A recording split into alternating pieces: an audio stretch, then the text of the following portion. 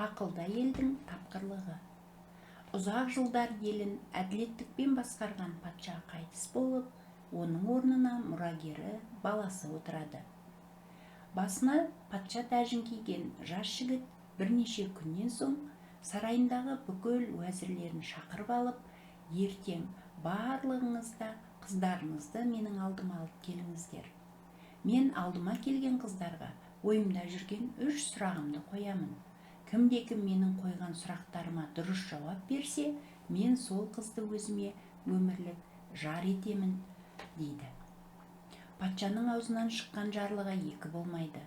Ертеңіне әдемі киінген уәзірлердің қыздары патша сарайына түгел жиналады.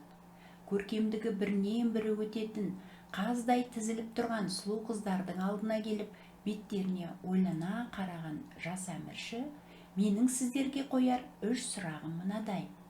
Машрих пен Мағриптің арасы қанша? Жер мен көктің арасы қанша? Өтірік пен шындықтың арасы қанша? 3 күннің ішінде менің осы сұрақтарыма дұрыс жауап берген қызды мен өзіме некелеп аламын, деп жарлық шашады.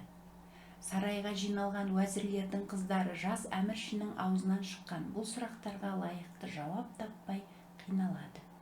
Қыздарына жәрдем бермек болған уәзірлердің өздері де патшаның сұрауларын шеше алмай тығырыққа тіреледі.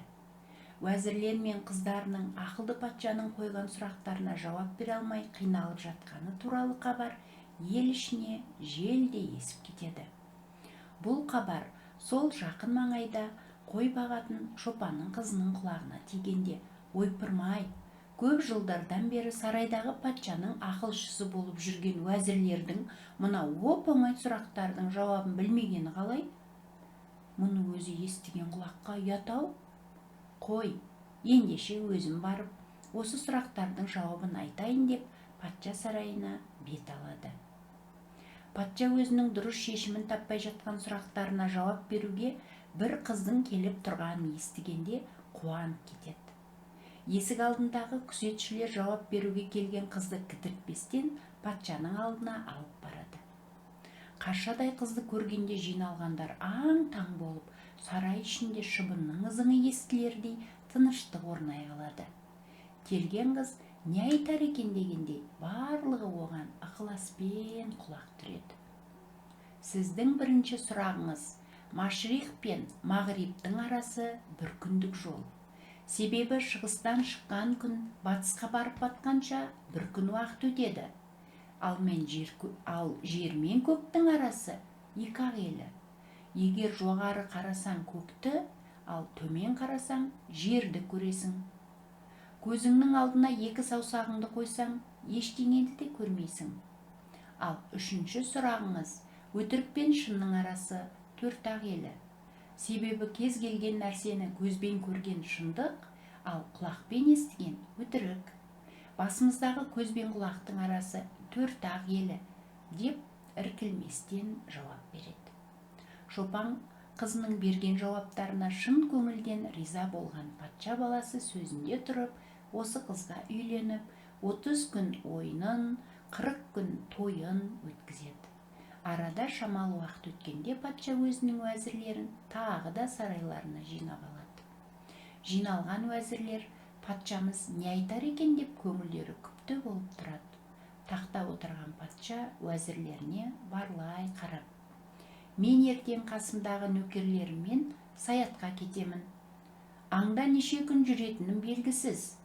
Сіздерді сарайыма жинап отырған себебім, менің көптен бері көкейімде жүрген бір сұрағыма сіздер жауап берулеріңіз керек. Егер дұрыс жауап бере алмасаңыздар, барлығыңызды жұмыстан босатамын да ауыр жазаға тартамын. Өтірік пен шындықтың арасында бір мық шеге бар. Сол мықтың не екенін шешулеріңіз керек, дейді. Патшаның бұйрығына бағынбасқа лаж жоқ. Уәзірлер тобы жынынан айырылған бақсыдай аңырайып қалады. Үйіне келгеннен кейін патша әйеліне қарап: мен бүгін өзімнің уәзірлеріме тағы бір сұрақ бердім. Олар мен аңнан қайтып оралғанымша менің сол сұрағымның дұрыс жауабын тауып қоюы керек.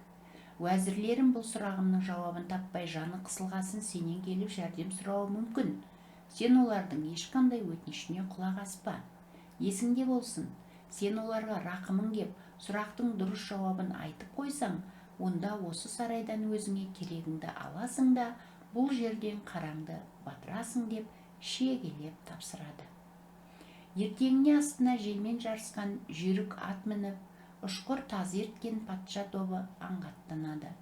Патша тобы аңғаттанған бойдан уәзірлер басын тауға да, тасқа да ұрып, жаңағы сұрақтың жауабын іздей бастайды.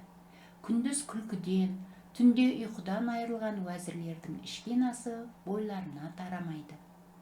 Айдың күні аманында дұрыс жауап табудан күдер үзіп, жазықсыз жазаға тартыламыз-ау деген ойдан уәзірлердің ішкені ірің, жегені желім болады.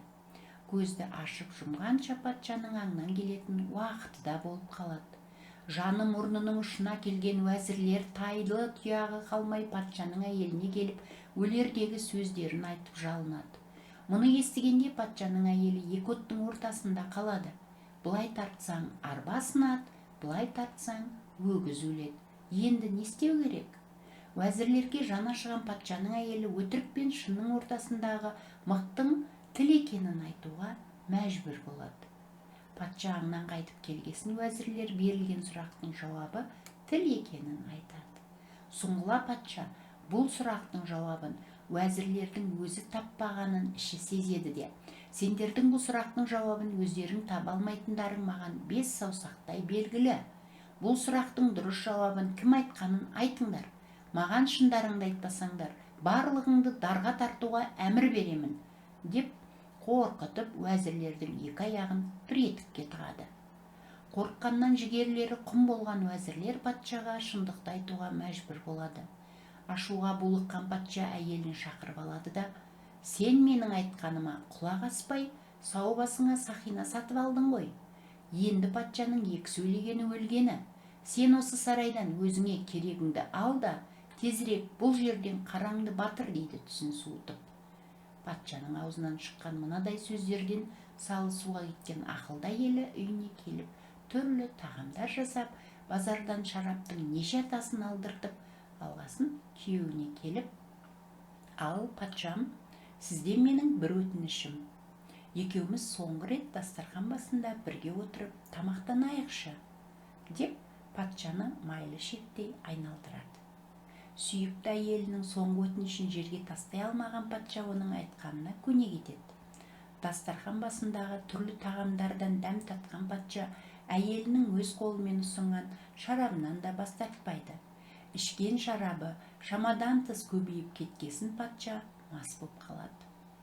Қолайлы сәтті құр жібермейтін ақылды әйел сарай қызметкерлеріне әмір беріп ат арба алдыртады. Арбаға жайлы төсек салдыртқан әйел мас патшаны арбаға жатқызып қаладан шығып кетеді. Бір кезде мастығынан айыққан патша көзін ашып, өзінің қаладан алыс жерде арбаның үстінде жатқанын байқайды. Патшаның көзін ашқанын сезген ақылды әйел, тақсыр, сіз маған уәзірлерге берілген сұрақтың шешуін айтып қойсаң, сарайдан өзіңе керегіңді алып шығып кетесің деген едіңіз. Мен сіздің сол сөзіңіз бойынша сарайдан өзіме керегін ғана алып, қаладан шығып кеттім, дейді. Патша болса өзінің ақылды әйелінің мынандай тапқырлығына шын көңілден риза болып, екеуі шаһарға қайтып барып, бақытты өмір сүрген екен дейді.